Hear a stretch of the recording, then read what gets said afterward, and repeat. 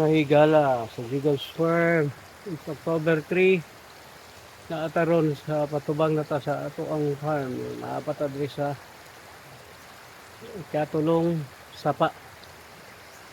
Kalabihan nilang tuting.